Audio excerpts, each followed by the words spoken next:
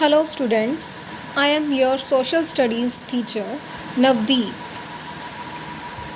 We are going to start chapter number 1, in which we have studied Kanta's story and universal adult franchising. Today we will continue this chapter. There are 5 stories in your book, 3 in NCERT book and 2 in Lead Part 1 book. We already discussed about Kanta's story, which is given on page number 4 to 6 of your NCERT SPL book. Now we will make discussion on remaining 4 stories. Om Prakash Valmiki's story is given on page number 7 and 8 of NCERT book of Social and Political Life. We will discuss this story, Om Prakash Valmiki's story. Here, I will explain you in Hindi, so it will be understandable to you in a better way. Om Prakash Valmiki की story में देखो आपको क्या बताया गया है। ओम प्रकाश एक दलित बच्चा है। दलित हम बोलते हैं जो लोअर कास्ट पीपल होते हैं ना, जो लोअर कास्ट से बिलोंग करते हैं, तो इनको अपर कास्ट पीपल के इक्वल नहीं समझा जाता। इन्होंने अपनी एक ऑटोबायोग्राफी लिखी जूठन नाम से। इसमें इन्होंने लिखा कि जब ये छोटे थे, ये अपनी क्लास में जब स्टडी करने के लिए बैठते थे तो इनको बेंचेस पर नहीं बैठने दिया जाता था, इनको फ्लोर पर बैठना पड़ता था और यहाँ तक कि कई बार इनको सबसे पीछे बैठना पड़ता था। ठीक है, और इनको बिना किसी रीज़न के क्लास में मार पिटाई भी की जाती थी इनके साथ। एक बार इनके हेड मास्टर ने इनको बोला कि ये पूरे स्कूल को स्वीप करें, साफ़ करें और साथ में प्लेग्राउंड को भी।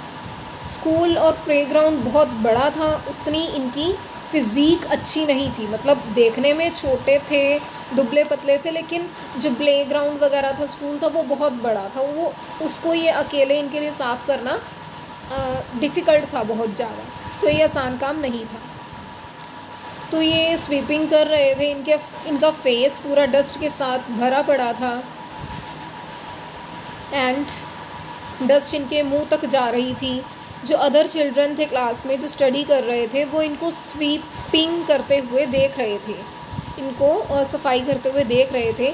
जो हेड मास्टर था वो भी अपने रूम में बैठा था और वो भी इनको देख रहा था।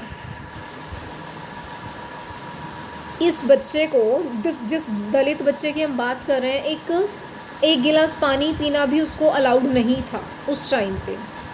उसने सारा दिन सफाई की, डोर से, विंडोज़ से, जो स्कूल रूम थे ना, उनकी डोर्स और विंडोज़ से हर टीचर की आइज़ उनको ऑब्ज़र्व कर रही थी। बच्चे उनको वहाँ पे देख रहे थे कि वो क्या कर रहे हैं। तो इस तरीके से कई दिनों तक उनको प्लेग्राउंड उन्होंने साफ़ किया और स्कूल को साफ़ किया। एंड में ये एंड तब हुआ इस चीज़ का कि वो जो सफाई करते थे प्लेग्राउंड या स्कूल की, जब उनके फादर ने उनको ऐसा करते हुए देख लिया, तो उनके फादर ने हेडमास्टर से बात की। वो अपने बच्चे को हाथ से पकड़कर ले गए वहाँ से और साथ में वो ये भी कह के गए कि तुम टीचर हो, इसलिए मैं तुम्हें छोड़ रहा हूँ और ये मेरा बेटा इसी स्कूल में पढ़ेगा और यही नहीं, इसके बाद और बहुत इसके जैसे आएंगे। कहने का मतलब कि और भी बहुत सारे दलित बच्चे इस स्कूल में स्टडी करेंगे। ये था इस स्टोरी के बारे में, ओम प्रकाश वाल्मीकि की स्टोरी के बारे में। अब हम रीड करते हैं मिस्टर एंड मिसेस अंसारी की स्टोरी।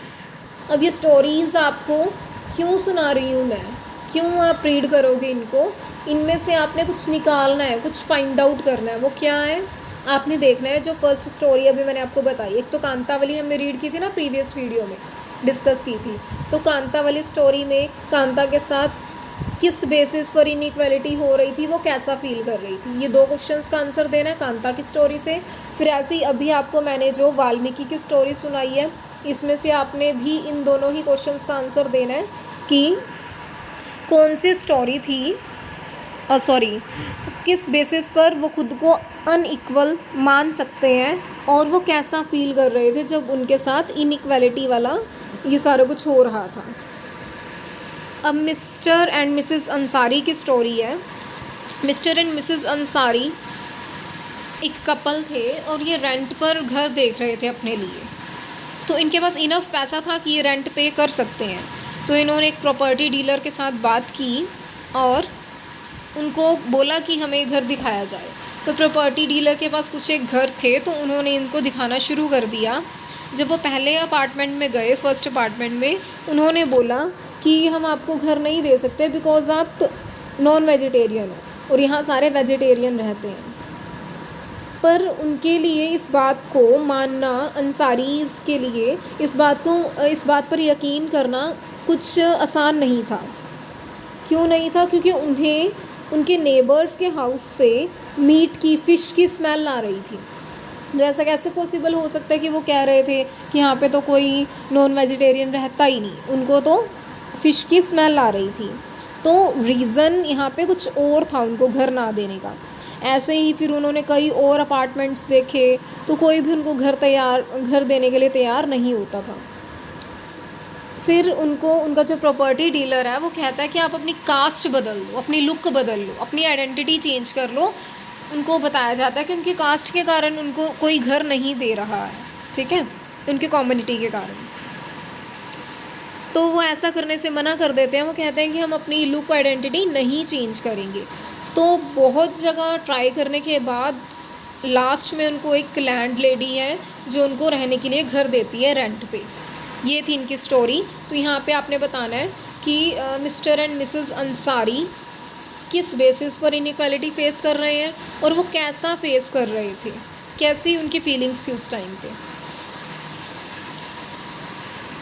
अब आपको पार्ट 1 बुक में ये स्टोरी दी हुई है, सिमरन की स्टोरी। इसको देखो, इसमें क्या है, सिमरन की मदर, जो बॉय है, सिमरन की एक ब्रदर है उसका और एक मदर है और एक फादर है।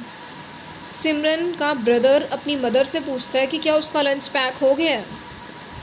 तो सिमरन की मदर सिमरन को बोलती है कि अपने भाई के लिए मेरे साथ उसका खाना पैक करने में हेल्प करो। तो सिमरन अपनी मदर से बोलती है कि क्या मैं भी स्कूल जाऊंगी। तो सिमरन के फादर बोलते हैं इमीडिएटली कि तुम्हें स्कूल जाने की नीड नहीं है, तुम अपनी मदर के साथ हाउस होल्ड वर्क में उनका हाथ बटाओ, यही तुम्हें सीखना पड़ेगा, तुम्हें स्कूल वगैरह जाके कुछ सीखने की ज़रूरत नहीं है। तो यहाँ पे बताना है सिमरन के साथ कौन सी इनइक्वालिटी उसको फेस करनी पड़ रही थी और वो कैसा फील कर रही थी सिमरन उस वक्त जब उसको ऐसा बोला गया। लास्ट स्टोरी है अनिल की। अनिल एक हैंडीकैप्ड बच्चा है, व्हील चेयर पर है जो। तो उसके जो फ्रेंड्स हैं वो पार्टिसिपेट करने जा रहे हैं, स्पोर्ट्स डे है कल, और उसमें वो 200 मीटर रेस में पार्टिसिपेट करने जा रहे हैं। कोई बोल रहा है मैं कबड्डी खेलूँगा, कोई रेस में पार्टिसिपेट करेगा। तो जो अनिल है वो हैंडीकैप है, इसलिए वो ना रेस में पार्टिसिपेट कर सकता ना कबड्डी में। तो वो उसके मन में विश आती है कि साथ में अगर कोई इंडोर गेम्स भी होती, इंडोर गेम्स होती हैं जो घर में रह के खेली जाती है, कहीं पर बैठ के खेली जाती हैं आराम से, और आउटडोर गेम्स होती हैं जो घर से बाहर खेली जाती हैं, जैसे क्रिकेट हो गया या कबड्डी वगैरह हो गई, ठीक है। तो वो विश करता है कि अगर कोई इंडोर गेम होती तो मैं अभी उसमें पार्टिसिपेट कर सकता था।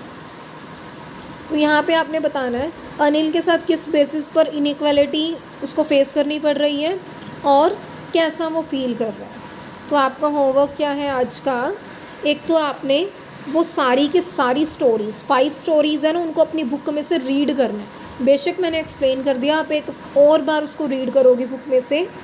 2 स्टोरीज़ मैंने आपको बताया, पार्ट 1 बुक में है और 3 NCERT बुक में है। You can take screenshot of this slide so that you can read page numbers. You can find page numbers for reading these stories.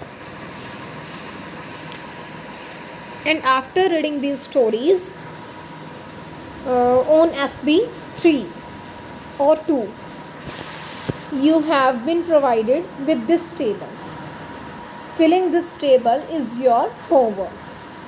Kanta story में कौन था जिसको अनइक्वली ट्रीट किया जा रहा था, किस तरीके से उसको इनइक्वल ट्रीट किया जा रहा था, कैसा वो पर्सन फील कर रहा था, ऐसे ही 5 की 5 स्टोरीज़ के बेस पर आपने बताना है, ठीक है।